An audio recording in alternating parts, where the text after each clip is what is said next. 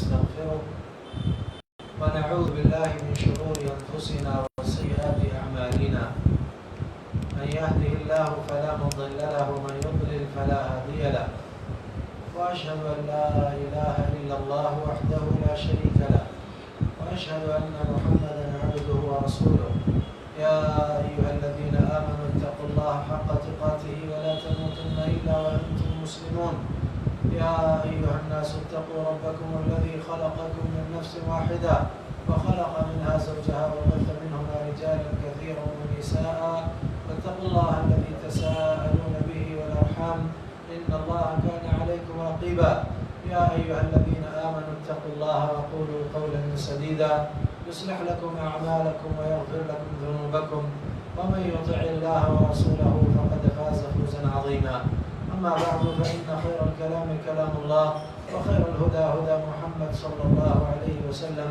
وشر الأمور محدثاتها وكل محدثة بدعة وكل بدعة ضلالة وكل ضلالة في النار قال الله تبارك وتعالى في كلامه المجيد يا أيها الذين آمنوا اجتنبوا كثيرا من الظن إن بعض الظن إثم ولا تجسسوا ولا يغتب بعضكم بعضا أيحب أحدكم أن يأكل لحم أخيه ميتا فكرهتموه واتقوا الله إن الله تواب رحيم.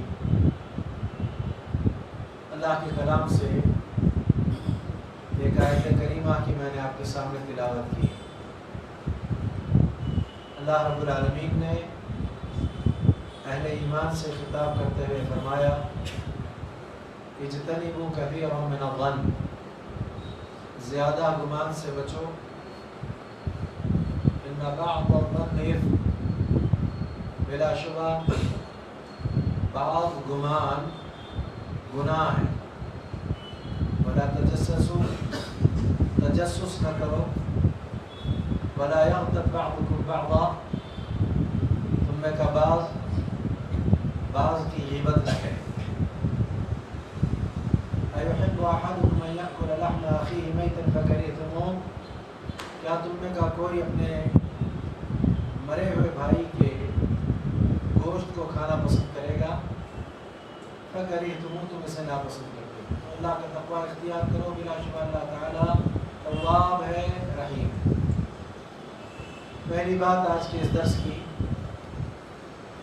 موضوع جو میرا اصل ہے وہ ہے غلط فہمی اور اس کا ازالہ. کیسے ہو سکتا ہے؟ پہلی بات یہ ہے کہ سوچ کے بگاڑ سے عمل میں بگاڑ آتا ہے.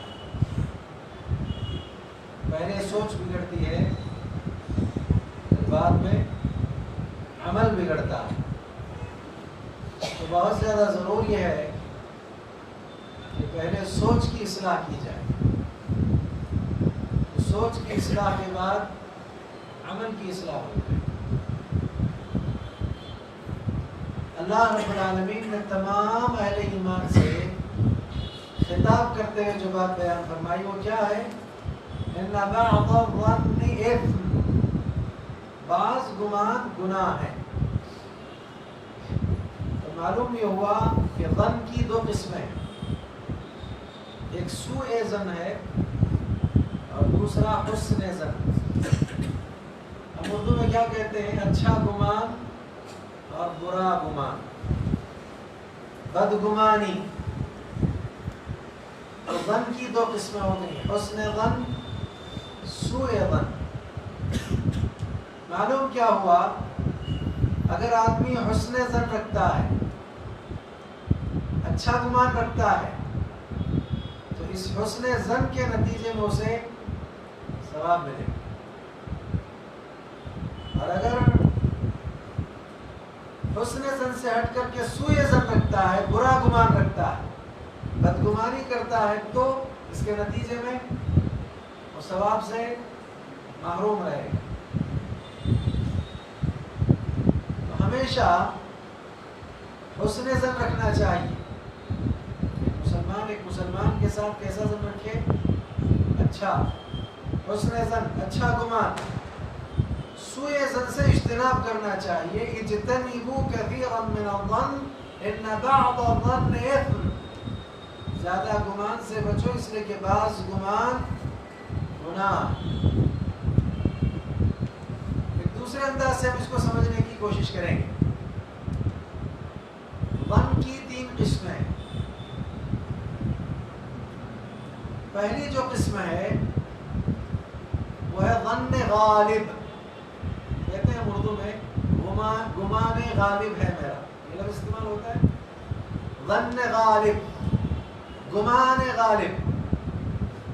ایسا خیال ذہن میں آ گیا، دل میں جمع ہو گیا کہ اس خیال پر آپ کے لیے یا اس خیال کے ساتھ آپ کے پاس دلیل موجود ہے.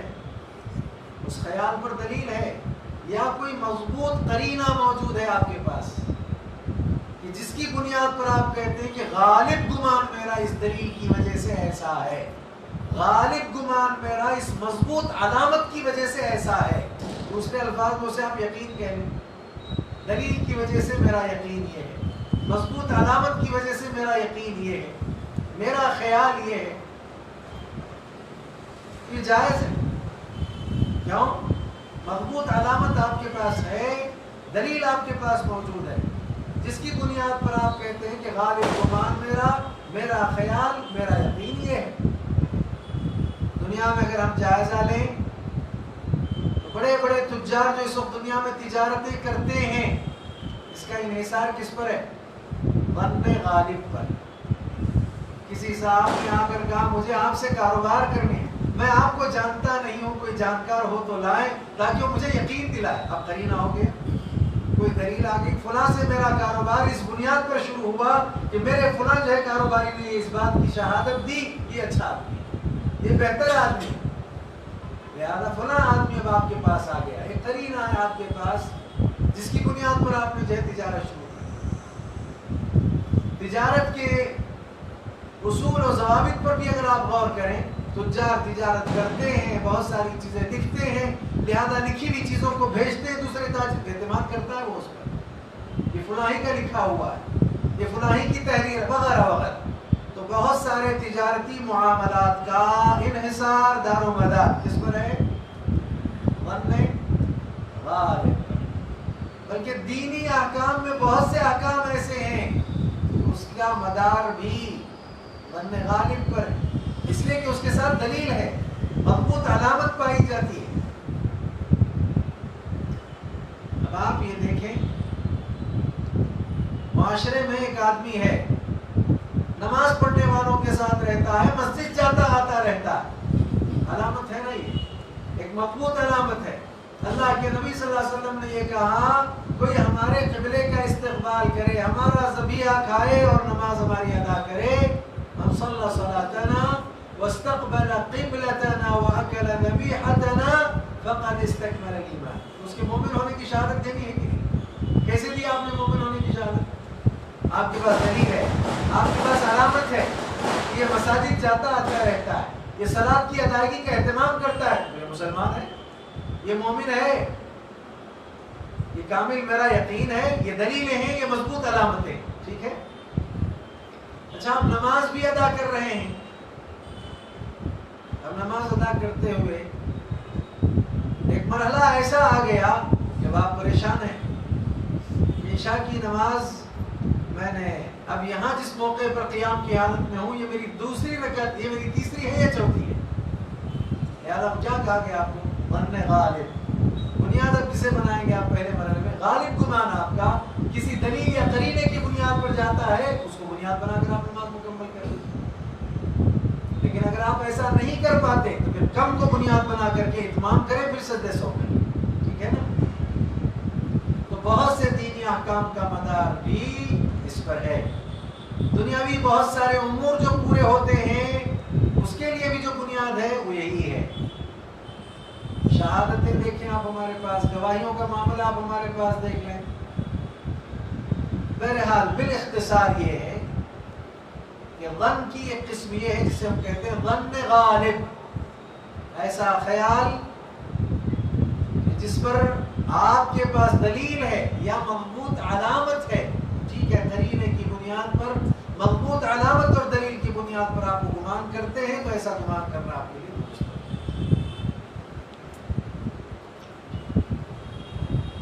دوسری قسم کیا ہے؟ اور باتیں اس میں بھی آ سکتی ہیں، بہرحال اشارہ میرا خیال اتنا کافی ہے، اس پر آپ بہت ساری چیزیں تمثیل کے طور پر لے لیں کافی ہوتا ہے۔ دوسری قسم کیا ہے؟ دوسری قسم ہے ایک ایسا خیال آپ کے ذہن میں آ گیا کہ اس کے صحیح ہونے نہ ہونے میں برابر برابر کا امکان ہے، دلیل تو موجود نہیں آپ کے پاس، کوئی علامت بھی نہیں آپ کے پاس، بس ایک خیال ذہن میں آ گیا ہے، اور وہ جو خیال ذہن میں آیا اس کے صحیح ہونے نہ ہونے کا برابر برابر امکان، صحیح بھی ہو سکتا ہے وہ خیال، غلط بھی ہو سکتا ہے، اس کو کیا کہتے ہیں؟ شک کہتے ہیں، اسے ہمارے یہاں کیا کہتے ہیں؟ شک کہتے ہیں۔ اور شک کرنے سے کیا کیا گیا ہے؟ منع کیا گیا، آپ کو شک نہیں کرنا ہے۔ ایسا خیال آیا آپ کے ذہن میں، دلیل نہیں، مضبوط علامت نہیں، اور اس خیال کے صحیح ہونے نہ ہونے کے امکان دونوں ہیں، برابر برابر کا امکان ہے، تو یہ شک یہ دوسری قسم ہے۔ اور تیسری قسم کیا ہے؟ ایسا خیال کہ اس پر آپ کے پاس دلیل اور علامت تو نہیں ہے، لیکن وہ جو خیال ذہن میں آیا ہے اس کے صحیح ہونے کا امکان کم ہے، غلط ہونے کا امکان زیادہ ہے، اس کو وہم کہتے ہیں، کیا کہتے ہیں؟ اس کو وہم کہا جاتا ہے۔ تو پھر تین قسموں میں سے ہم کس کا اعتبار کریں گے؟ کس قسم کو اپنا سکتے ہیں؟ کس قسم کو اپنانا درست ہے؟ ظن غالب، شک بھی نہیں کرنا ہے آپ، اور وہم بھی نہیں کرنا ہے۔ اب قرآن نے جو کہا ان بعض الظن اثم، بعض گمان گناہ ہے، تو ان تین قسموں میں سے کون سے گمان گناہ ہوں گے؟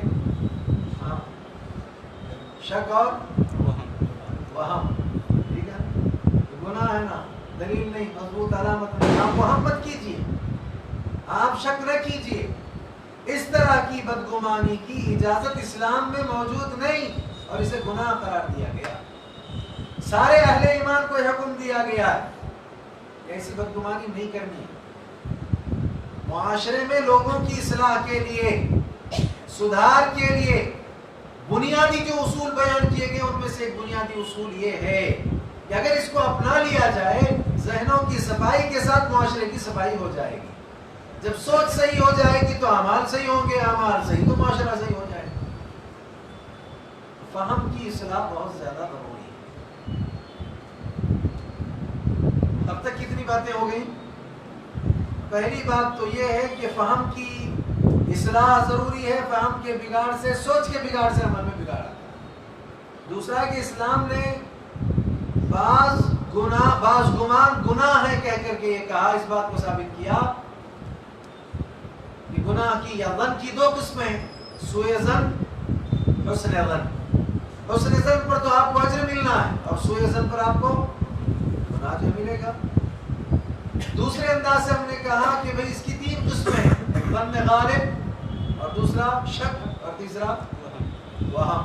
قرآن نے یہ جو کہا ہے کہ بعض گمان گناہ ہیں، وہ شک اور وہم کا معاملہ ہے، ظن غالب دلیل اور مضبوط علامت کی بنیاد پر اگر آپ کر لیں تو یہ جائز۔ ایک تیسرے انداز سے ہم سمجھتے ہیں اس کو، معاشرے میں ایسے لوگ بھی پائے جاتے ہیں جو لوگوں کو لے کر کے بدگمانی نہیں کرتے، اپنے خالق اور معبود برحق کو لے کر بدگمانی کرتے ہیں۔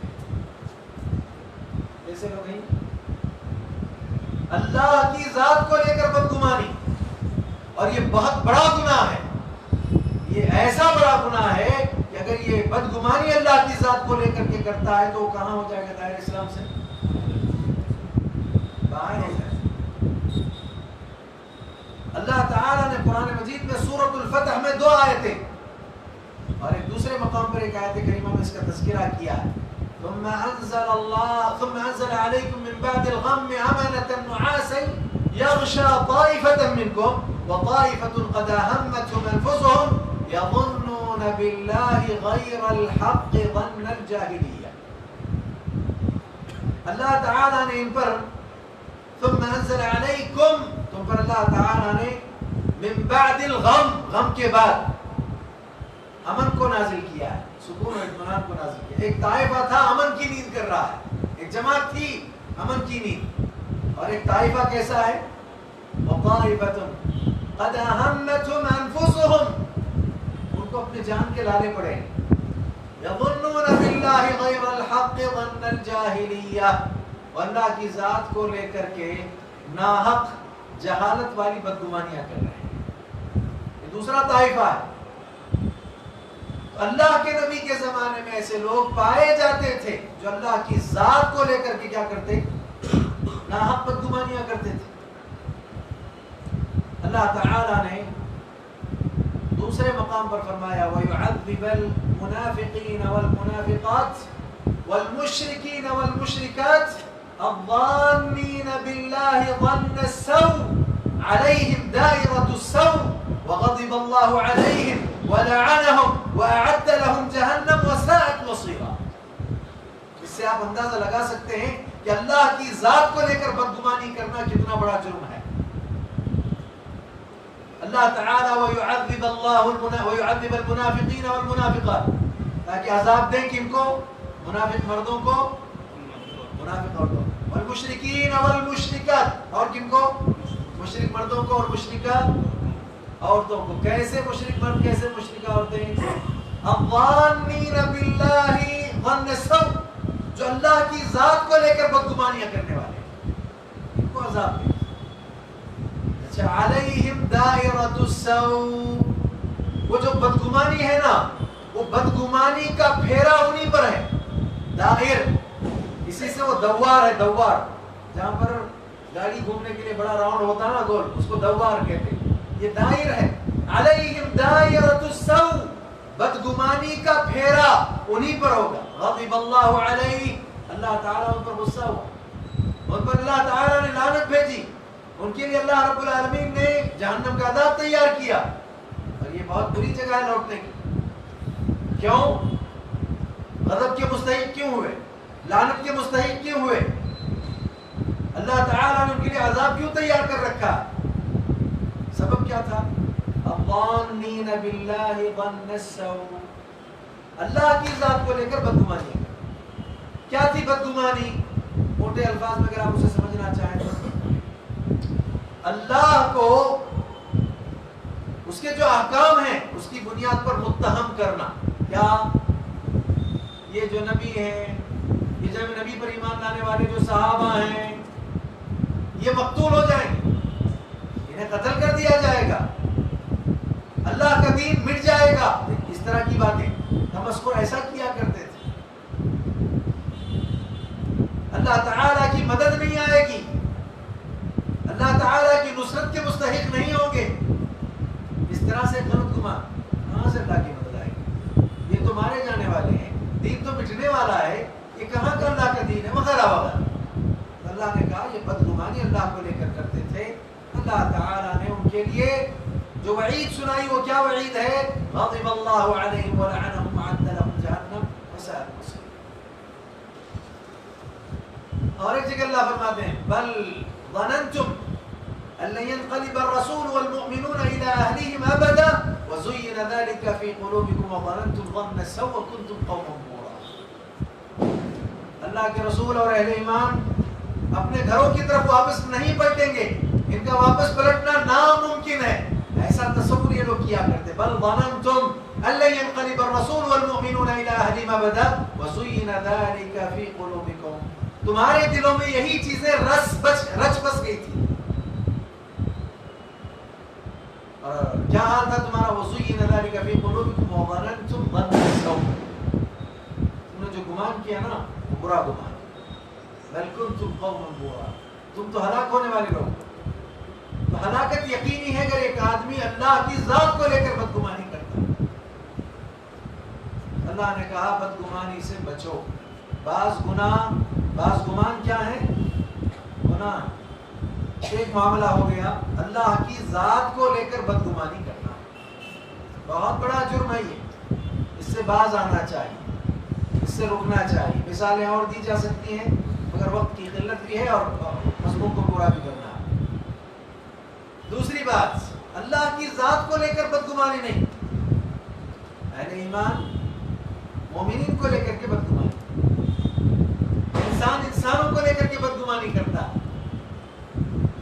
یہ بھی منع، اس سے بھی روکا گیا۔ یہ موبائل کی دنیا ہے، لوگ پتہ نہیں اس میں کیا کیا کچھ استعمال کرتے رہتے ہیں، کچھ کبھی کبھی مثالیں بڑی کام کی آتی ہیں، تمثیلیں بڑی اچھی آ جاتی ہیں، بات بہت آسانی سے اور جلدی سے سمجھ میں آ جاتی ہے۔ کبھی ایک مثال اسی طرح کی کہیں پڑھنے کو آئی تھی، پڑھنے کا موقع ملا، اور جو اس کو ہم نے دیکھا، ہماری نظر سے گزری وہ مثال، باپ نے بیٹے کے ہاتھ تفاح سیب کو دیکھ کر کے خواہش ظاہر کی، بیٹا ہم سیب کھانا چاہتے ہیں۔ ادھر سے باپ کی جانب سے خواہش کا اظہار ہوا، ادھر بیٹے نے فوراً اس سیب کو جو ہے چبا لیا۔ پھر دوسرا سیب بچے نے ہاتھ میں لیا، بیٹے نے، باپ نے خواہش کا اظہار کیا کہ ہم سیب کھانا چاہتے ہیں، اس کو بھی چبا لیا۔ اب بس یہاں ذرا رکتے ہیں، اس عمل پر پہلے سوچ بگڑتی ہے، باپ کی سوچ کیا ہے؟ عجیب بیٹا ہے، میں باپ مشقت کرتا ہوں، محنت کرتا ہوں، تکلیف اٹھاتا ہوں، کمائی کرتا ہوں، ان کی ضروریات کو پورا کرتا ہوں، آج میری خواہش کا اظہار میں نے کیا کہ مجھے سیب کھانا ہے، دینے کے بجائے، پیش کرنے کے بجائے فوراً اس کو اس نے چبا لیا۔ دوسرے سیب کے ساتھ بھی یہی معاملہ۔ کچھ دیر کے بعد بیٹے نے کہا، ابا جان یہ والا سیب میٹھا ہے، آپ اس کو استعمال کیا کہا؟ یہ والا جو سیب ہے یہ میٹھا ہے، آپ اس کو استعمال کیجئے۔ اور سارا غصہ، ساری غلط گمانی سب کافو۔ کیوں؟ وہ تحقیق سے پہلے جو ہے تصور قائم ہوا نا ذہن میں، ایک خیال آ گیا ہے، یہ عجیب بچہ ہے یہ، لیکن تھوڑی دیر کے لیے توقف کرتا، سوچتا کہ آخر وجہ کیا ہے، ایسا کیوں کر رہا ہے؟ بیٹے نے یہ کہا، میں جائزہ لے رہا تھا، آپ کی خواہش پہلی مرتبہ میرے پاس آئی تو میں نے سوچا کہ والد محترم کو میٹھا سا سیب کھلاتے ہیں، تو پہلا والا سیب میں نے جو ہے چکھا، اس کا جائزہ لیا تو میٹھا نہیں تھا، دوسرے کا جائزہ لینے پر میٹھا نظر آیا، یہ آپ استعمال کر سکتے ہیں۔ کیا کرنا چاہیے؟ بدگمانی نہیں کرنا چاہیے، شک نہیں کرنا چاہیے، وہم نہیں کرنا چاہیے، فوراً فیصلے نہیں لینا چاہیے، علی الفور فیصلہ نہیں کرنا چاہیے، باتیں بگڑتی ہیں۔ اسی لیے مثال آ ہی گئی تھی، ایک اور مثال دے دو تاکہ بات اچھی طرح سے سمجھ میں آ جائے اور مضمون کا حق ادا ہو۔ حالانکہ کوئی شرعی مثالیں نہیں، لیکن شرعی نصوص جو ہمارے ہیں ان کو سمجھنے کے لیے معاون ہیں، اس لیے میں اس کو پیش کر رہا ہوں، ورنہ کہیں آپ یہ نہ سمجھیں کہ یہ شرعی دلیلیں تو ہے ہی نہیں، کبھی کبھی تمثیلیں معاون ہوتی ہیں، تعاون کرتی ہیں، اس حوالے سے اس کو پیش کیا جاتا ہے۔ عموماً ہوتا کیا ہے، بدگمانی زیادہ تر جو پیدا ہوتی ہے وہ میاں بیوی کے درمیان، اس جوڑے کے درمیان بدگمانیاں بہت آتی ہیں، کہیں فون کو لے کر کے، کہیں کسی میسج کو لے کر کے، کہیں پتہ نہیں کسی سے گفتگو کے کرنے کے انداز کو لے کر کے، پتہ نہیں کیا کیا کچھ ہوتا رہتا ہے، اس کی کچھ تحقیق بھی ہونی چاہیے۔ بلا تحقیق ایک ذہن میں خیال آ جائے اور جڑ پکڑ جائے تو رشتے ٹوٹ جاتے ہیں، طلاق تک کی نوبت آنے لگتی ہے۔ لہذا اسی طرح کی ایک تمثیل ہے، کسی خاتون نے اپنے شوہر سے جائزہ لینے کے لیے، یہ کس قدر اس سے عقیدت اور الفت رکھتا ہے اور محبت کرتا ہے، ایک بیڈ پر بیٹھے بیٹھے ایک ورقے میں ایک عبارت لکھی، کاغذ پر ایک عبارت کو لکھا، عورت نے کیا لکھا، بہت لمبا عرصہ میں نے تمہارے ساتھ مکمل کر لیا، بتا لیا ہے، اب بس ہو گیا، اب میں آپ کو چھوڑ کر کے بہت دور جا رہی ہوں۔ اس طرح کی عبارت لکھی اور لکھ کر کے بیڈ پر رکھا، شوہر کے آنے سے تھوڑا پہلے بیڈ کے نیچے جا کر کے جو ہے چھپ گئی۔ اب وہ آیا، گھر میں داخل ہوا اور داخل ہونے کے بعد بیڈ پر بیٹھ کر کے اس ورقے کو اس نے پڑھا، اور پڑھنے کے بعد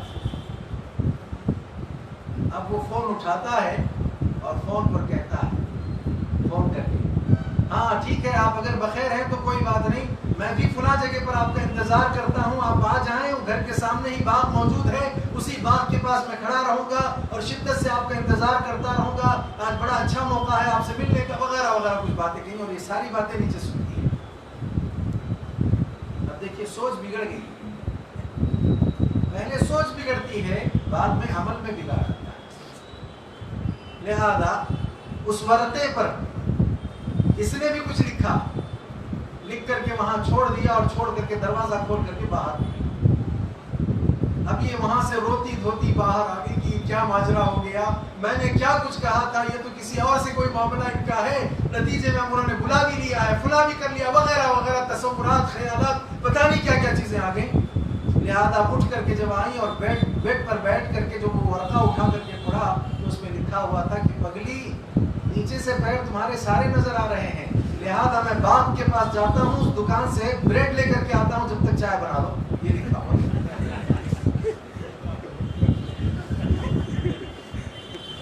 سارا غصہ کافر ہو گیا کہ ہم کچھ دوسرا سمجھ رہے تھے مگر معاملے کچھ اور۔ کیا کرنا چاہیے؟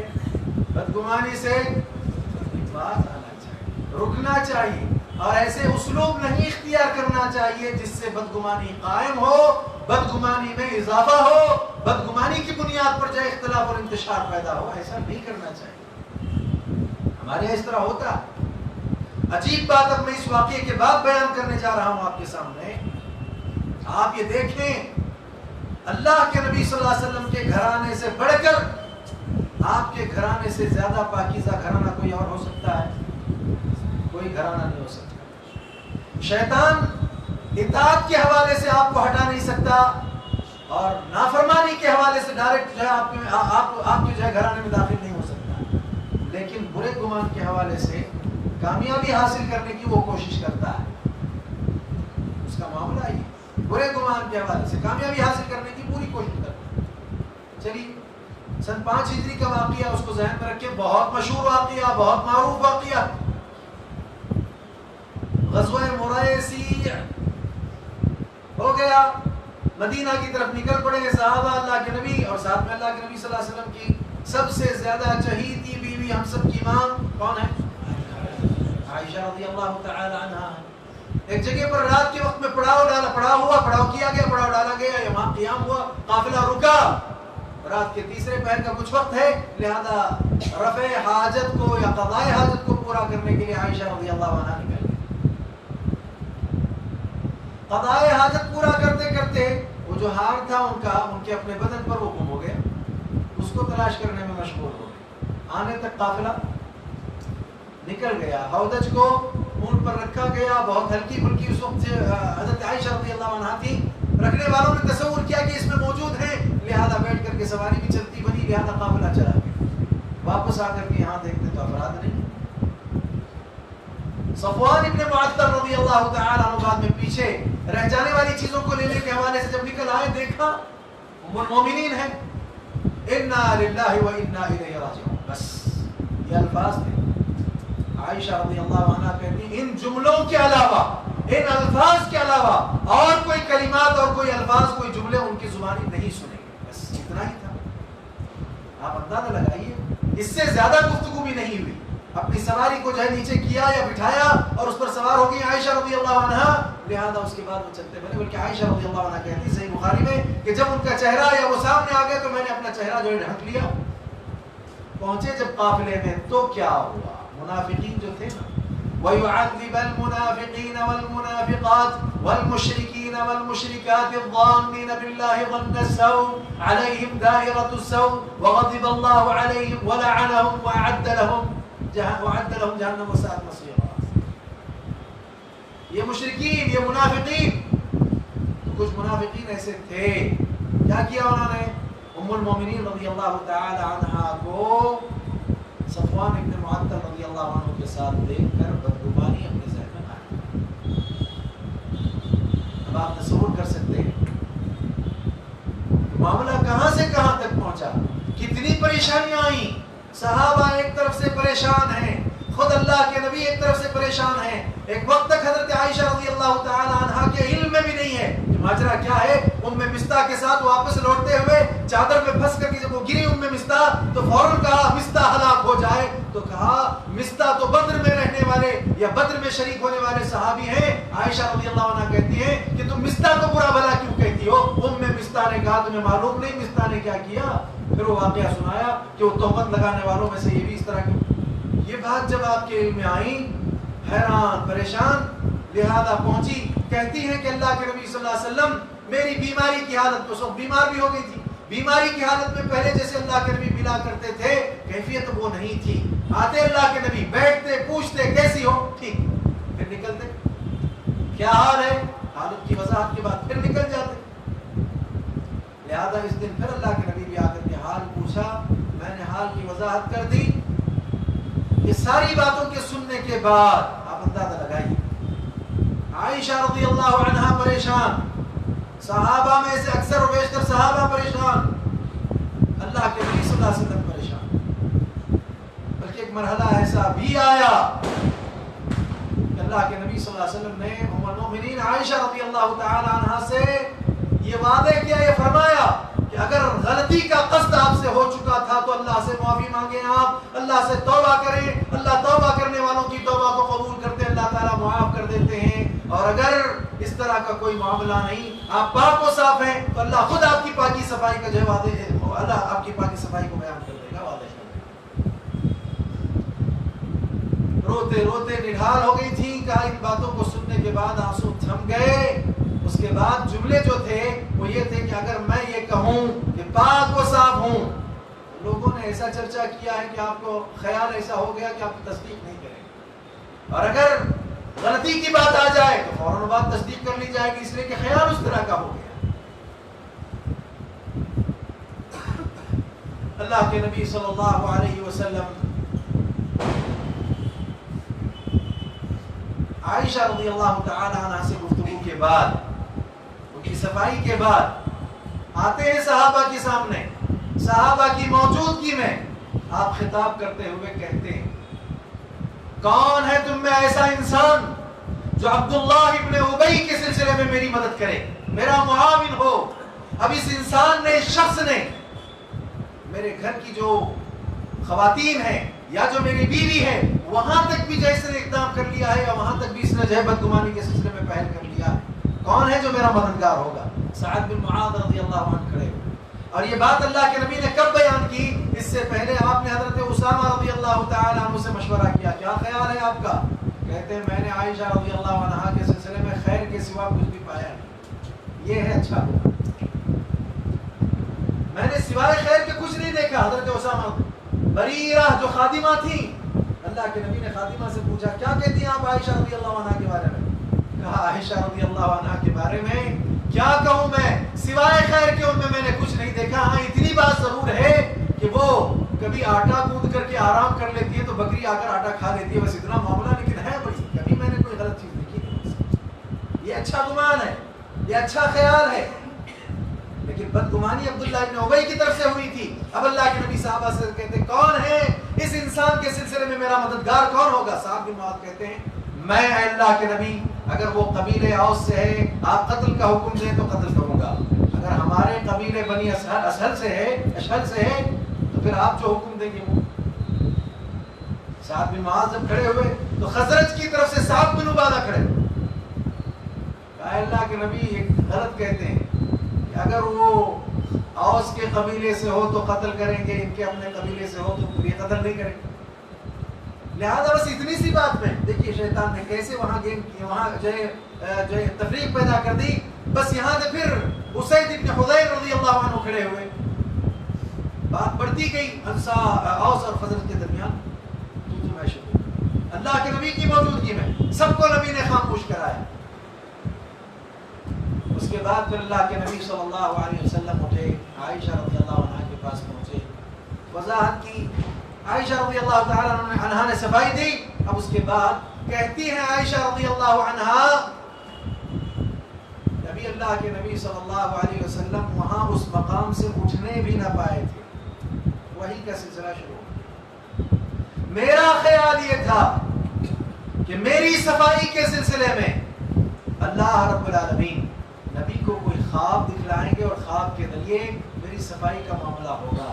میں یہ سوچ بھی نہیں سکتی تھی کہ اللہ تعالی میری صفائی کے سلسلے میں کلام میں آیات کا نزول فرمائیں گے. لہذا وحی کا سلسلہ شروع ہوا اور اللہ کے نبی صلی اللہ علیہ وسلم وحی کے اختتام پر مسکراتے ہوئے اس بات کو واضح کرتے ہیں کہ اللہ نے تمہاری برات کر دی, اللہ نے تمہاری برات کا اعلان کر دیا. یہ دیکھیے آپ, نبی کا گھرانہ, شیطان اطاعت کے حوالے سے تو دور نہیں کر سکتا ہے, اس کی بنیاد پر اطاعت سے تو دور نہیں کرے گا، عبادت سے تو براہ راست دور نہیں کرے گا، سیدھے معصیت کو لا کر وہیں پیش کر سکتا ہے، بدگمانی کے راستے سے لوگوں کے ذہنوں کو خراب کرنے کی کوشش کرتا رہا، اور منافقین تھے اس طرح کی کچھ جو ہے متاثر ہوئے۔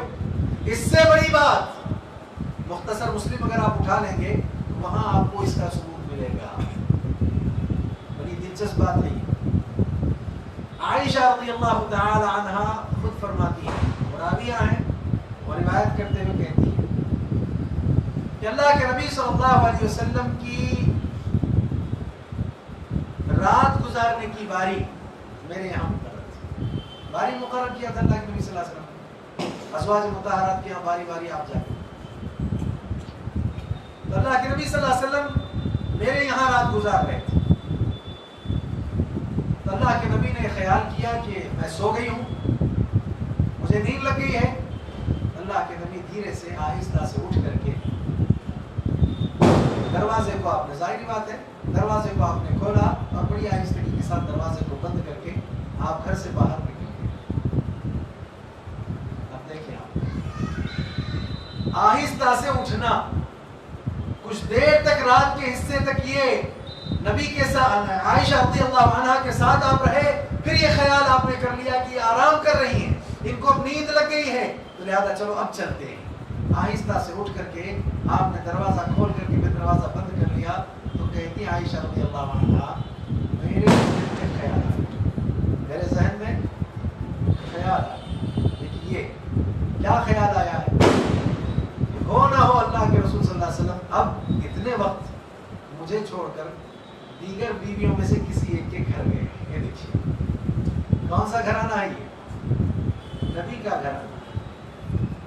اس طرح سے شیطان کرتا ہے، خیالات آتے ہیں لیکن آدمی اس عزم کو بالجزم نہیں کرتا، اس کو پختہ نہیں کرتا اور اس کو عملی شکل نہیں دیتا، موافقہ نہیں ہو سکتا۔ ایسے گمان بہت سے آتے رہتے ہیں، عجیب عجیب خیالات بھی آتے رہتے ہیں، لیکن آدمی اس کو قبول نہ کرے اور قبول کر کے اس پر عمل نہ کرے، اس وقت تک تو وہ خیالات آتے جاتے رہے، کوئی مواخذہ نہیں، کوئی گرفت نہیں۔ کیا کہتی ہیں عائشہ رضی اللہ عنہا، مجھے یہ خیال آیا کہ ہو نہ ہو اللہ کے نبی صلی اللہ علیہ وسلم ازواج مطہرات میں سے آپ کی بیویوں دیگر ازواج میں سے کسی ایک کے گھر آ گئے، تو پہلے سوچ یہ ہوئی، خیال یہ ہوا، اب اس کے بعد عمل دیکھیے، کہتے ہیں میں بھی اٹھ کر کے میں نے بھی دروازہ کھول کر کے پیچھا کیا کہ کہاں گئے ہیں دیکھتے، تو اللہ کے نبی صلی اللہ علیہ وسلم کو کہاں پایا، بقیع الغرقد میں، جسے ہم جنت البقیع کہتے ہیں، بقیع کہتے ہیں، بقیع الغرقد میں پایا آپ کو، آپ وہاں ہاتھ اٹھا کر کے دعائیں کر رہے ہیں، یہ بھی دعا میں شامل ہو گئی، شریک ہو گئی۔ جب محسوس ہوا کہ اب دعا اختتام کو پہنچ رہی ہے، اس سے پہلے بڑے بڑے قدم ڈال کر کے بہت لپکتے ہوئے نبی آ رہے، تو یہ بھی ان سے زیادہ لپکتے ہوئے گھر میں پہلے داخل ہوئی، اور گھر میں اس کے بعد اللہ کے نبی داخل ہوئے تو سانس پھوٹ رہا تھا اور سینہ جو ہے دہل رہا تھا، ہل رہا تھا، اس سے حرکت ہو رہی تھی، تو نبی نے پوچھا عائشہ ماجرا کیا ہے، معاملہ کیا ہے،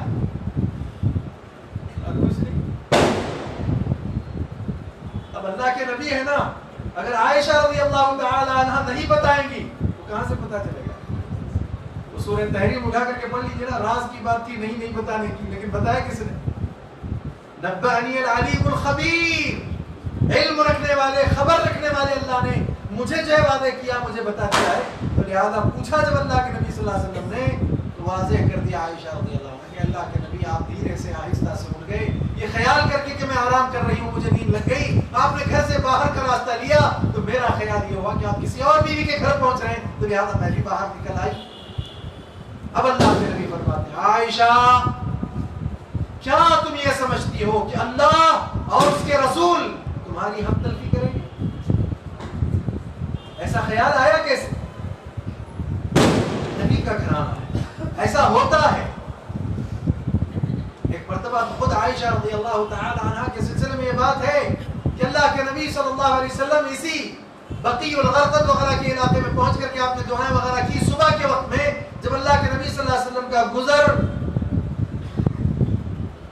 عائشہ رضی اللہ تعالی عنہ کے پاس سے ہوا، امام حاکم نے اس کو صحیح کہا، جب میں یہ بات بیان کر رہا ہوں اس کا خلاصہ پیش کر رہا ہوں، عائشہ رضی اللہ تعالی عنہا کے پاس سے جب اللہ کے نبی کا گزر ہوا، شدید درد حضرت عائشہ رضی اللہ تعالی عنہا کو، سر کے درد میں مبتلا ہیں، بڑی تکلیف ہو رہی ہے، تو اللہ کے نبی صلی اللہ علیہ وسلم کو گزرتے ہوئے دیکھا تو کہا ہائے درد سر۔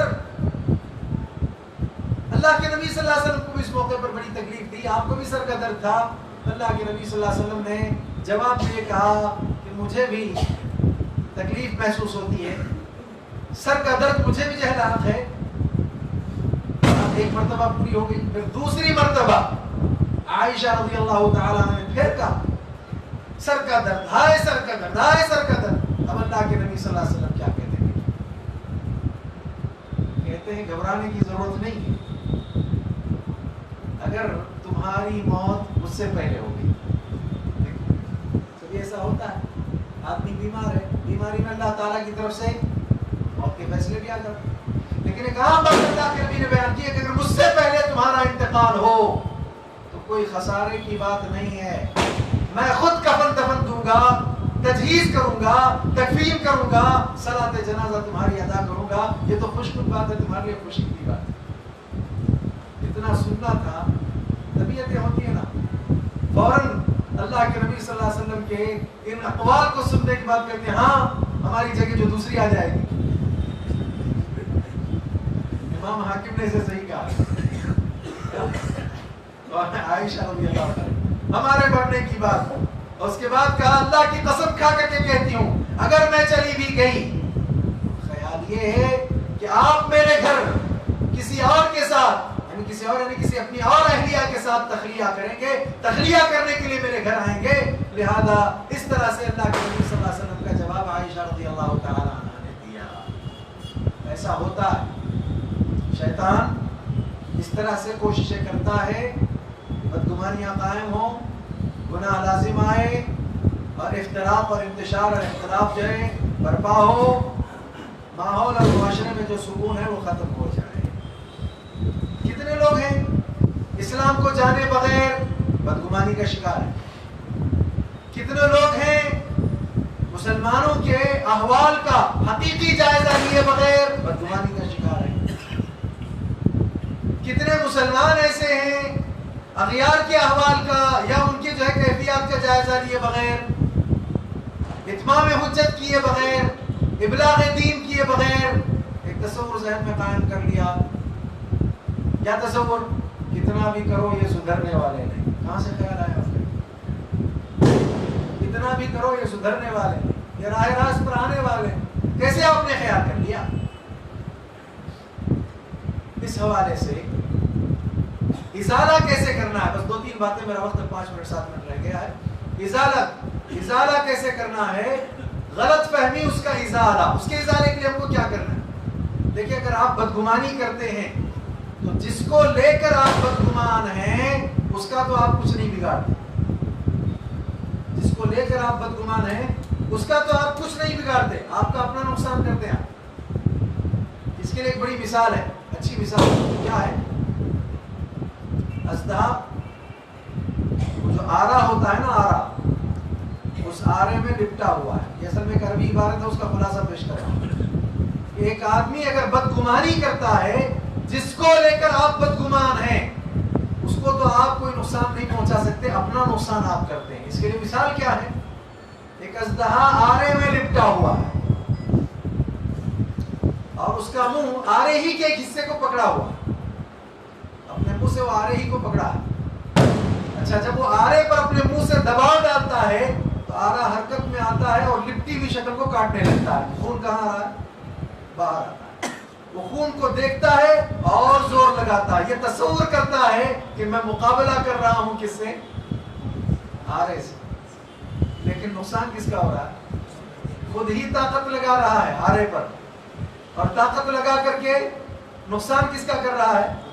اپنا ہی نقصان کر رہا ہے۔ تو لہذا اگر بدگمانی کرو گے تو تقریباً یہی مثال ہے کہ خود ہی طاقت لگاؤ گے، خود ہی اپنے ذہنوں کو خراب کرو گے، خود ہی اپنی صلاحیتوں کو غلط استعمال کرو گے اور خود کا ہی نقصان کرو گے۔ فرض کر لیں آپ یہاں بیٹھے ہوئے کوئی افراد میں سے ایسے افراد بھی ہیں جن کو لے کر کے 10 لوگ ایسے ہیں جو بدگمانی کا شکار ہے، اس بیچارے کو پتہ ہی نہیں کن کے ذہنوں میں مجھے لے کر بدگمانی ہے، وہ تو اپنی جگہ مست ہے، اور جو بدگمان ہے وہ پلاننگ کر رہا ہے، کیا کریں گے، کیسا کریں گے، وہ کیوں نہیں ہوتا، فلاں کیوں.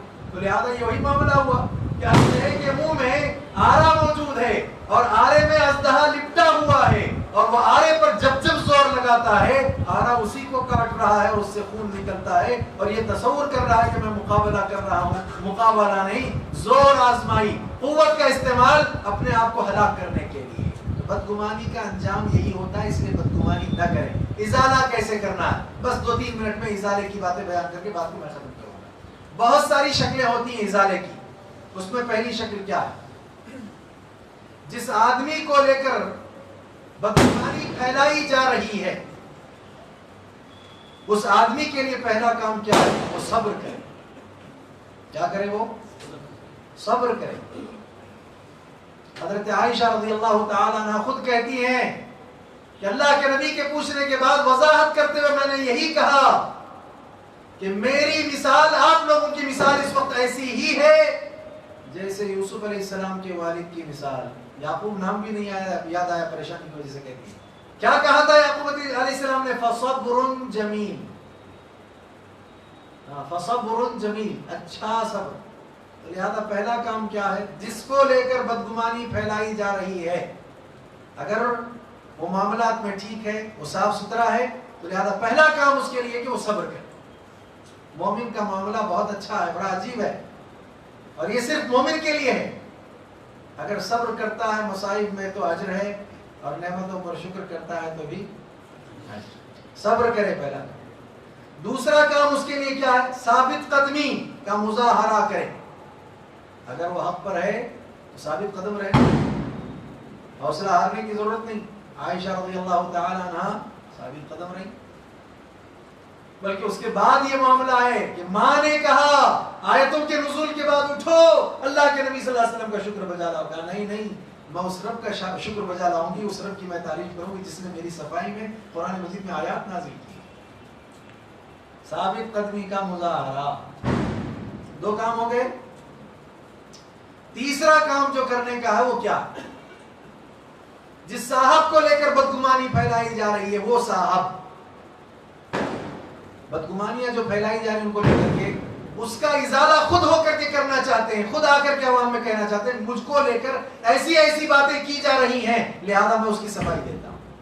بہت اچھی بات ہے، ایسا نہیں ایسا، بہت اچھا.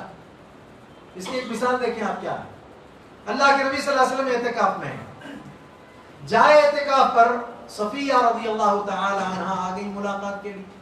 ملاقات گفتگو کے بعد جب وہ واپس لوٹنے لگی، اللہ کے نبی بھی رخصت کرنے کے لیے کچھ باہر آئے. باہر آتے ہی آپ نے مر رجلان من الانصار، انصار کے 2 صحابہ کو دیکھا. آپ نے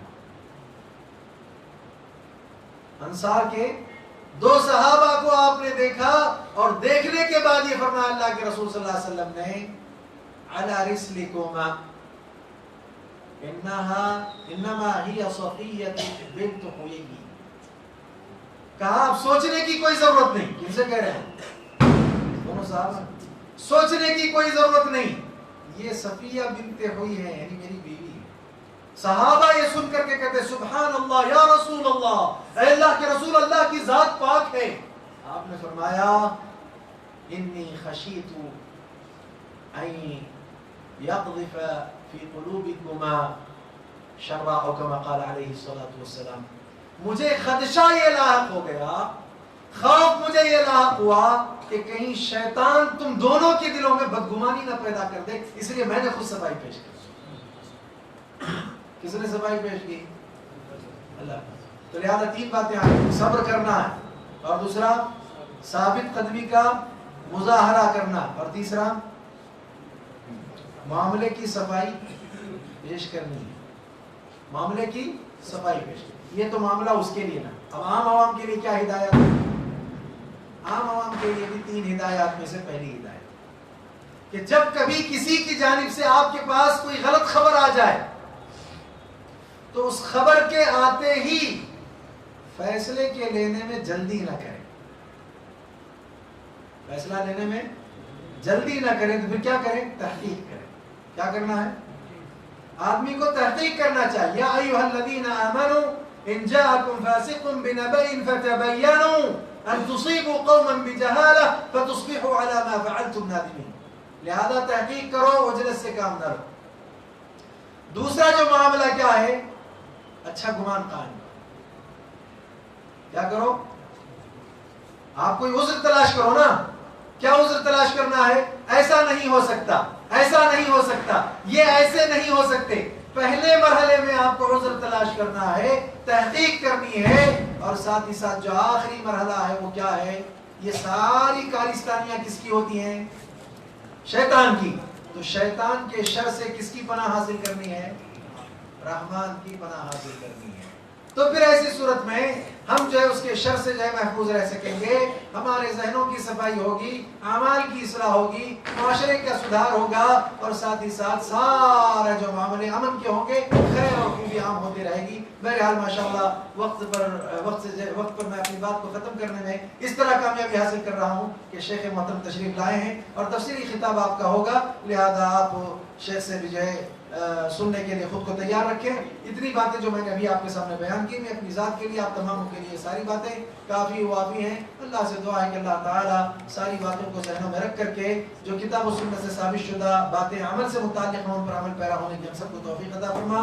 اور جن باتوں سے اجتناب کرنا ضروری ہے اللہ تعالیٰ ان سے اجتناب کرنے کی ہم سب کو توفیق دے. ہمارے بیٹھنے کو، سننے سنانے کو قبول فرما.